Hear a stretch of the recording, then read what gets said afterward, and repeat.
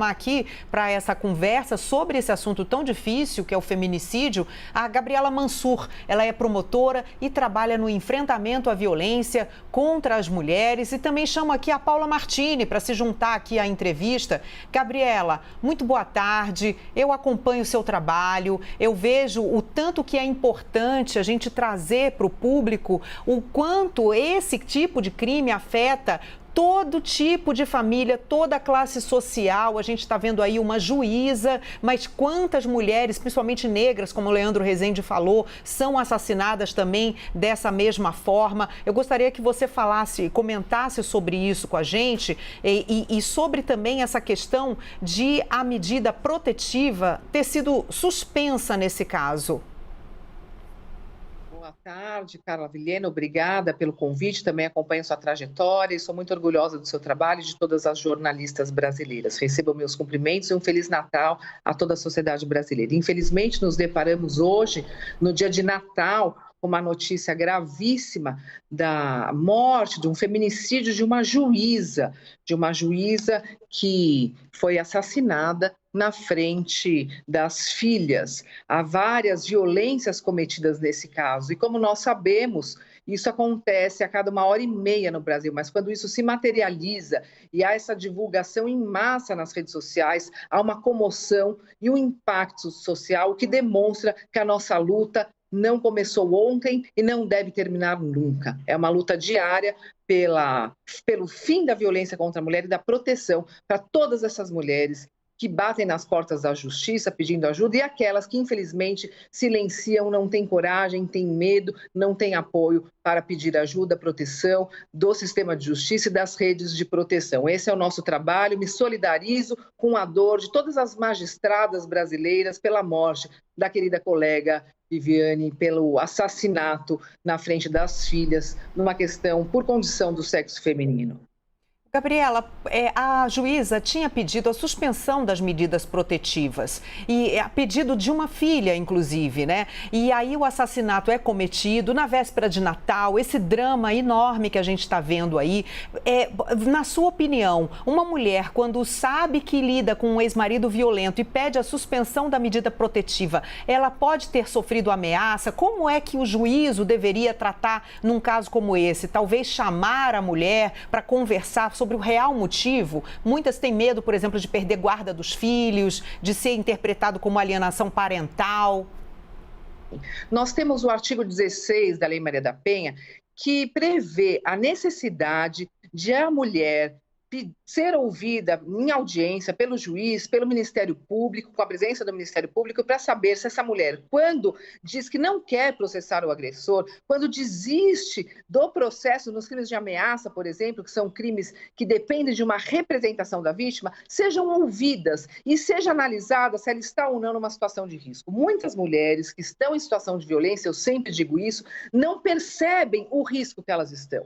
Elas entendem que o ex-marido, o ex-namorado jamais irá cometer algum tipo de violência contra ela. É o pai das filhas, é o pai dos filhos, mas são eles que, infelizmente, em algum momento, em algum lapso de nervoso, de que sair do sério, que são as alegações de defesa, acabaram cometendo esses crimes que não queriam cometer, muitas vezes por uma violenta emoção. E essas mulheres não medem esses riscos e acabam, para não querer prejudicar a vida desses homens, retirando a queixa, pedindo para tirar as protetivas, até numa tentativa de conciliação. Eu sou contra e entendo que toda vez que a mulher pede para retirar a protetiva ou desiste de processar o agressor, deve haver um acompanhamento, uma análise psicossocial com profissionais experientes, técnicos competentes nessa área para avaliar o risco. Por isso que nós temos aí o formulário de risco, que é uma união do CNJ com o CNMP e até abraçado pelo Ministério das Mulheres com o Disque 180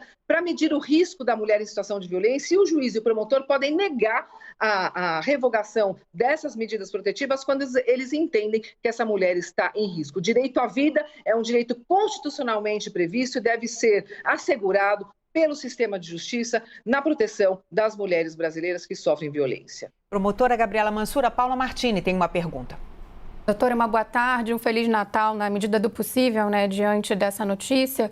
Eu queria perguntar para a senhora, a gente está falando de uma juíza, uma pessoa, né, com um cargo alto, uma importância, né, na sociedade, que tinha direito à escolta, mas essa não é a situação da maioria das mulheres brasileiras, como trouxe inclusive o Leandro, que a maioria das vítimas são mulheres negras, pobres. Então eu queria saber, na avaliação da senhora, como é o trabalho da justiça, quais são as políticas públicas e qual, na sua avaliação, é o estágio dessas políticas públicas hoje no Brasil para atender essas mulheres mais vulneráveis e também que a senhora falasse do nosso papel enquanto sociedade, enquanto parente, amigo, vizinho de mulheres que podem estar sofrendo algum tipo de agressão e acabarem, infelizmente, se tornando vítimas de situações aí fatais e sem volta, né, como a juíza.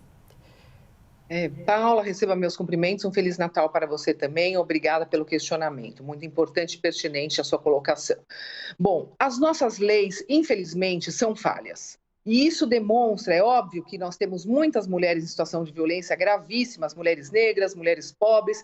A juíza que foi assassinada tinha escolta por uma posição de autoridade que ela tinha e estava aí sob proteção do Estado pelo cargo, mas tem muitas mulheres que não têm essa proteção, nós sabemos disso. Porém, a materialização dessa violência, como nós vimos hoje, só reforça que nenhuma juíza com escolta está livre da violência. Isso demonstra o quê? Que as nossas leis são falhas. As nossas leis precisam ser muito mais rigorosas na questão dos crimes contra as mulheres. Eu entendo, eu já propus, inclusive, Paula, um pacote anticrime de violência contra a mulher em 2017, no Ministério da Justiça, onde foram criados grupos de trabalho para avaliar a necessidade de penas mais altas, de tratamento processual penal mais rigoroso, execução da pena também mais rigorosa e a ressocialização do agressor para todos os homens que estão presos, encarcerados pela violência contra a mulher, para que eles possam voltar a conviver em sociedade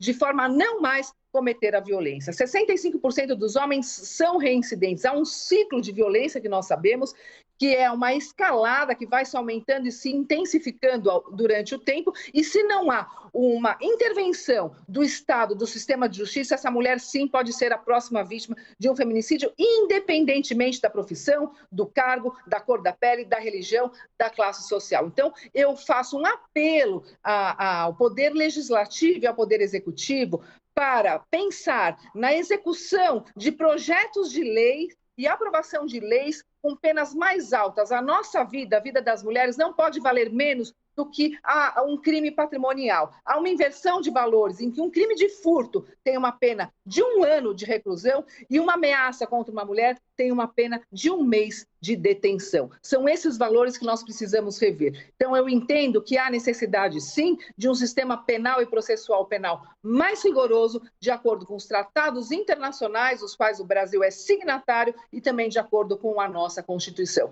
E o sistema de justiça cada vez mais comprometido com o embate, com o combate da violência contra a mulher e da prevenção. Eu insisto, capacitação de juízes, promotores, delegados, policiais que atuam no sistema de justiça. Eu insisto, profissionais com perfil, com vocação para trabalhar na questão da violência contra a mulher. E insisto mais uma vez, as varas de violência contra a mulher devem ser híbridas, como prevê a Lei Maria da Penha. A mulher, em uma vara só, deve pedir os alimentos, a guarda, o divórcio e ter a proteção contra os crimes cometidos contra ela numa situação de violência doméstica. E isso facilitaria eu não abro muito. mão e vou lutar até o fim para que nós consigamos combater essa violência contra as mulheres. Estou indignada, peço desculpas pela minha emoção na minha fala, mas nós precisamos sim, hoje em dia, levantar a voz, nos unirmos para combater a violência. Sou promotora de justiça, tenho 46 anos, mãe de 3 filhos e me vi na pele dessa juíza que infelizmente foi assassinada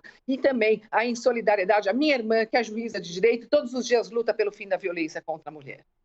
A gente ouviu agora a Gabriela Mansur, nitidamente emocionada e com razão, porque é um crime que afeta a todos nós. Eu agradeço muitíssimo sua participação aqui conosco. Ela que é fundadora do Instituto Justiça de Saia e que deve aí continuar seu lindo trabalho à frente do Instituto na proteção dos direitos das mulheres e contra o feminicídio. Muito obrigada, promotora. Um ótimo Natal para você e para sua família.